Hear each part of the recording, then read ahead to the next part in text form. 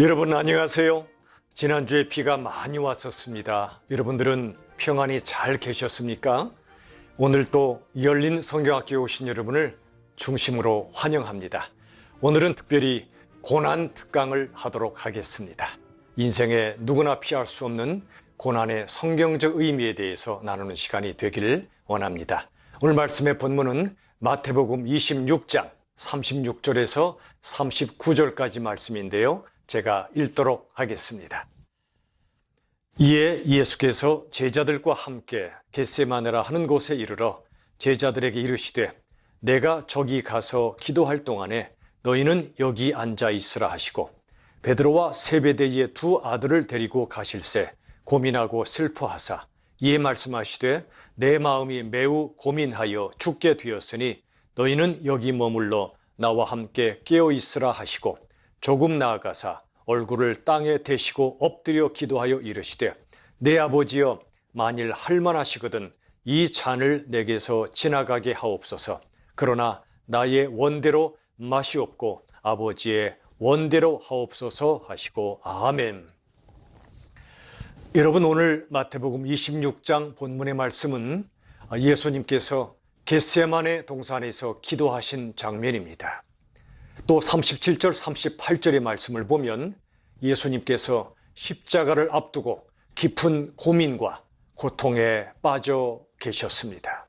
우리 예수님 하나님의 아들이신데 왜 이런 참혹한 고통을 겪으셔야만 했을까요?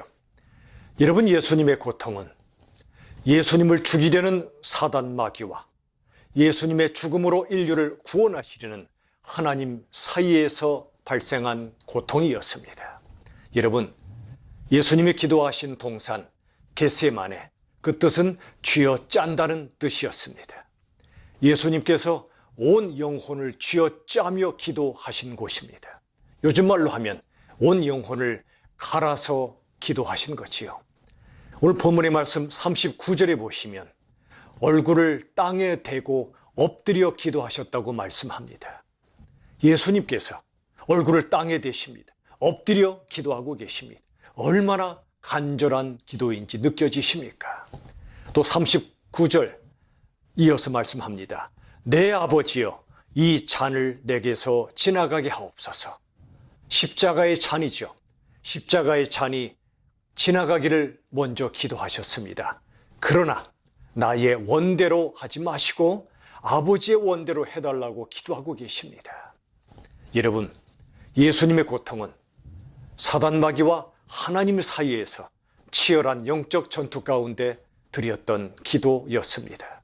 그 고통은 이루 말할 수 없는 영적인 전쟁이었습니다.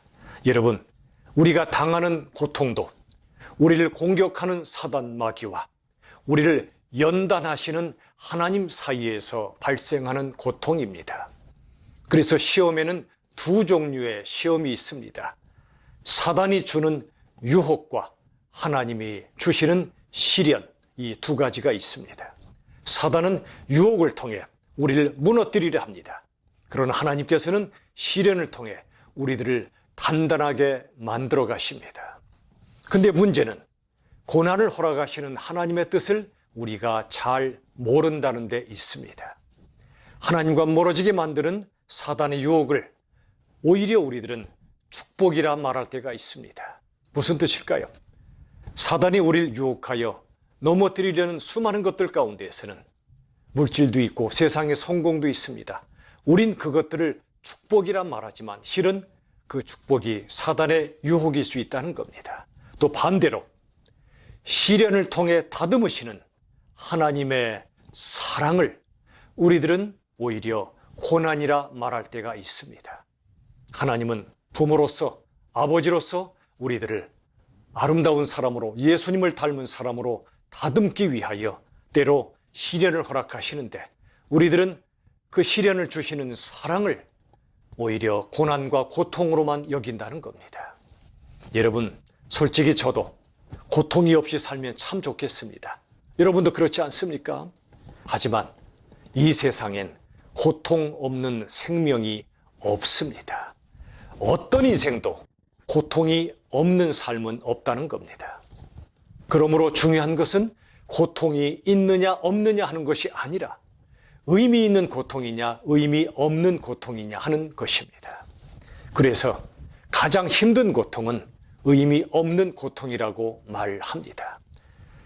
그러나 우리가 고통의 의미를 찾게 되면, 고통의 의미를 알게 된다면 그건 더 이상 고통이 아니거나 능히 감당할 수 있는 고통이 되는 것입니다.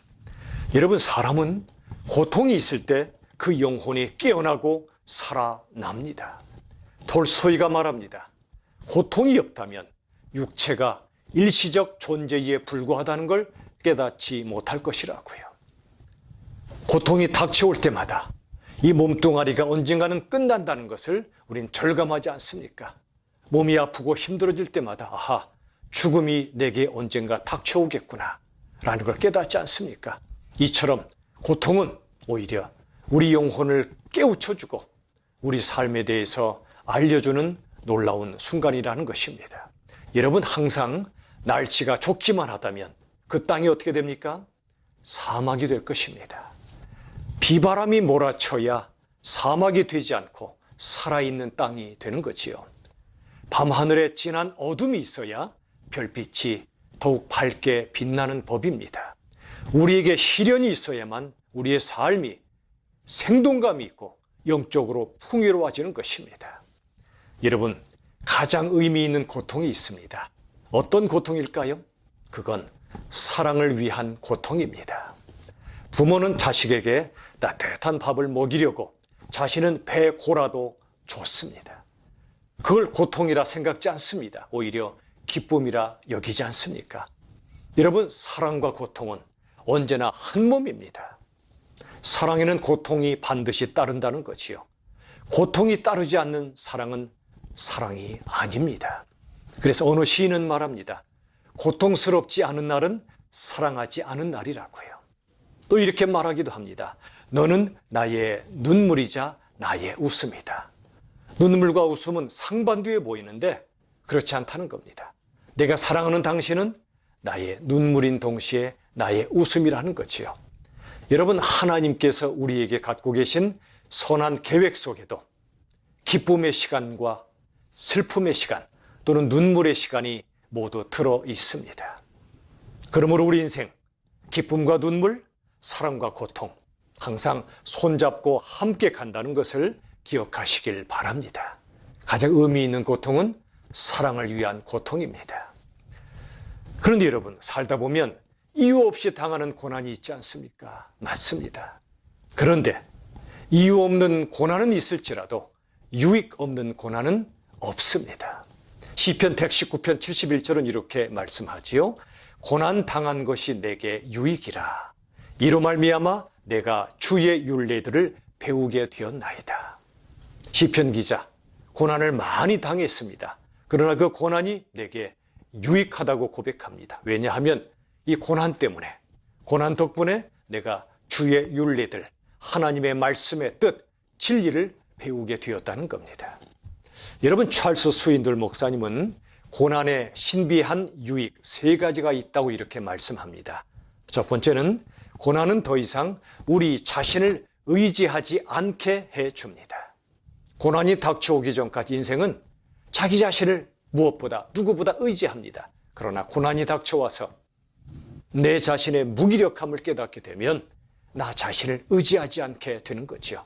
두 번째 고난의 유익은 고난을 통해 다른 사람을 위로할 수 있게 해준다는 것입니다. 고난은 다른 사람을 위로하도록 준비시켜 준다는 것입니다. 내가 당한 고난만큼 고난받는 다른 사람을 위로할 수 있는 겁니다. 그러므로 고난은 위로자의 자격증을 얻는 과정입니다.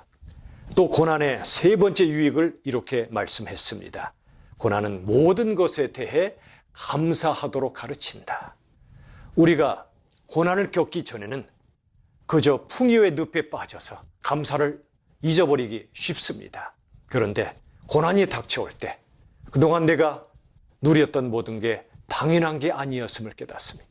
모든 것에 대해서 감사의 감각이 살아나고 감사의 영이 깨어나기 시작하는 것입니다.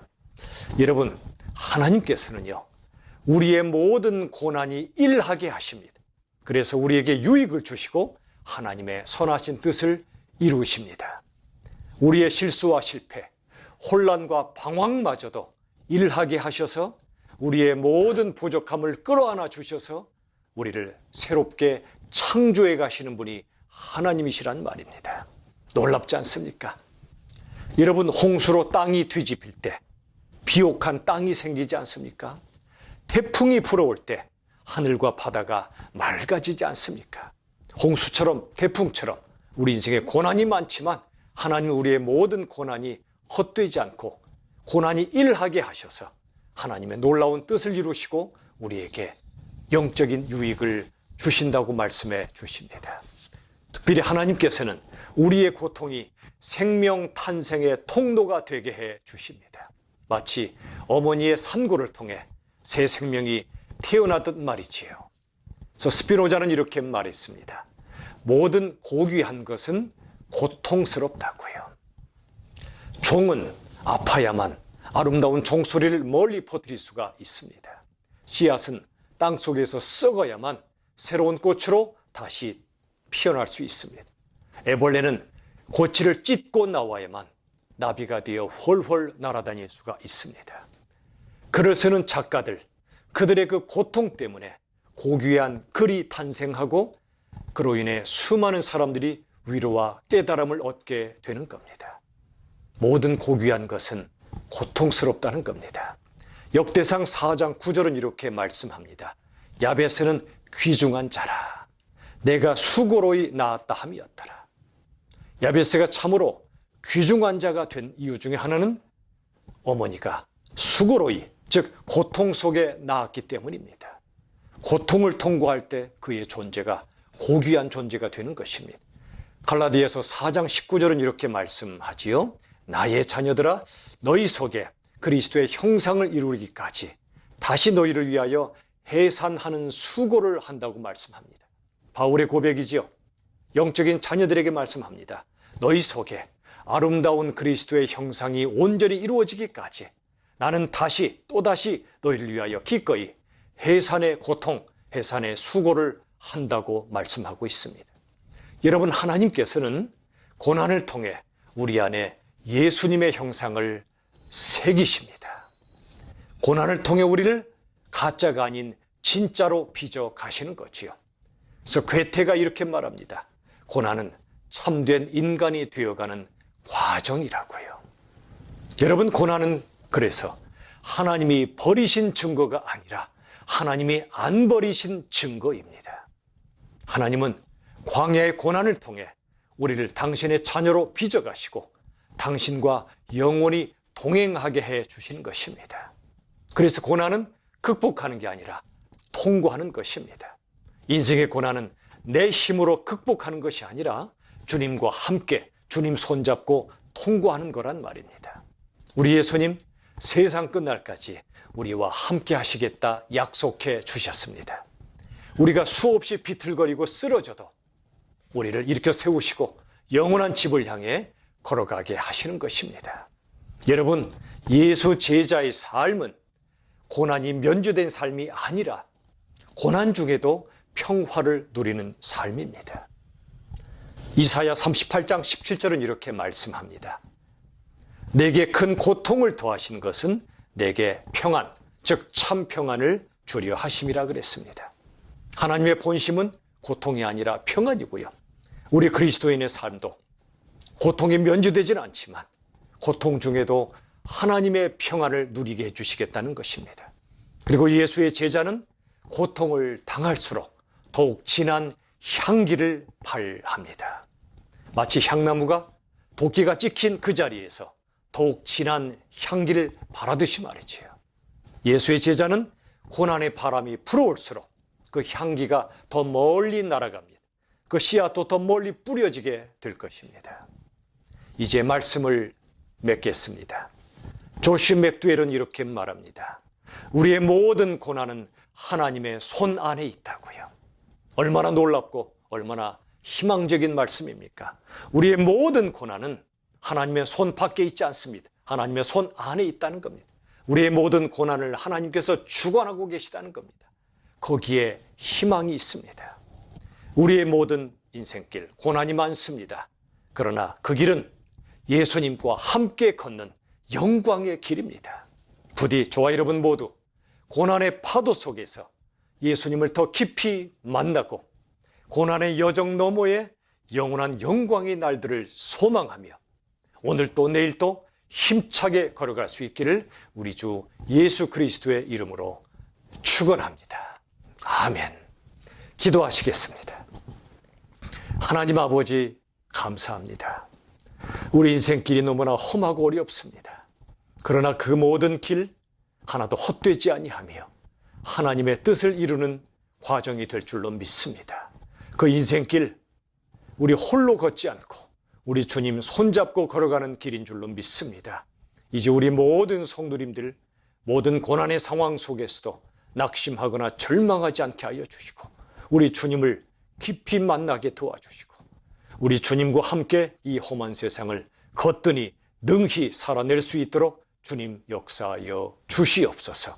예수님의 이름으로 간절히 기도하옵나이다. 아멘.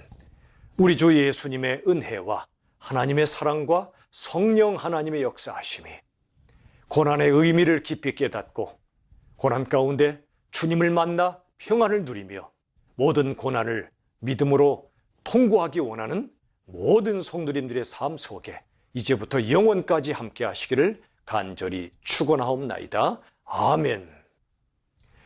여러분 오늘 또 고난 특강을 잘 들으셨지요?